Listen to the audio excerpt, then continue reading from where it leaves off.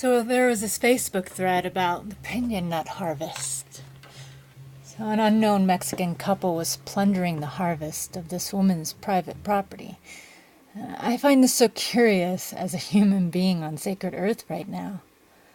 She was pissed that they didn't ask, but she went out and said they could harvest and if they would be so kind as to collect some for her.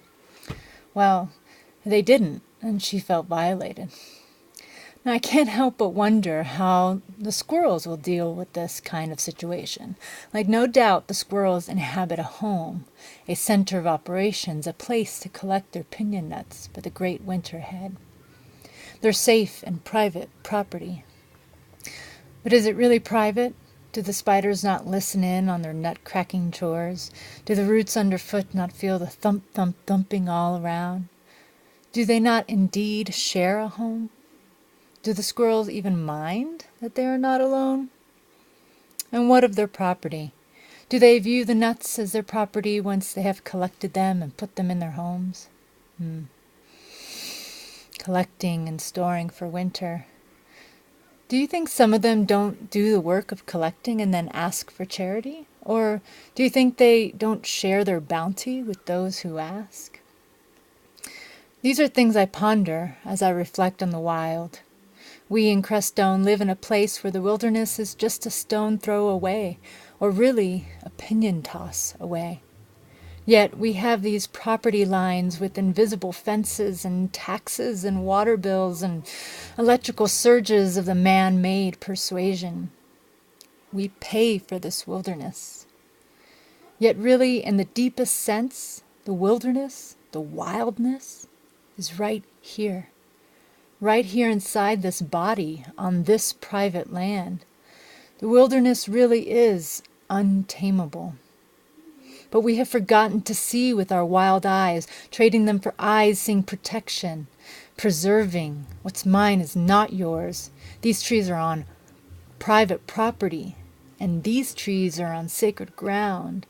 These clear, separate, cut lines.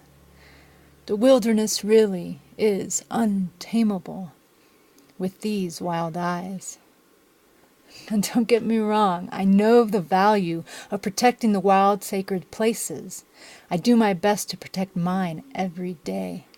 And I honor the many men and women who have fought to protect the vast valleys and the green forests, our flowing waterways and epic canyon walls we know as our wilderness.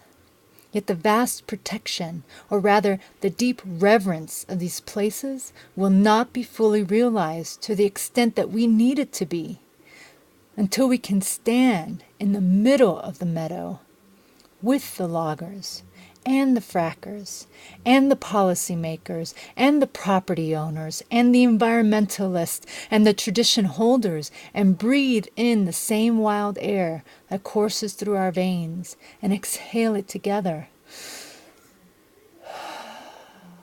into the shared precious space we call understanding our shared predicament on planet Earth. We need these places to live and to breathe, and for what they teach us about the wilderness right outside our front door and right inside our inner door.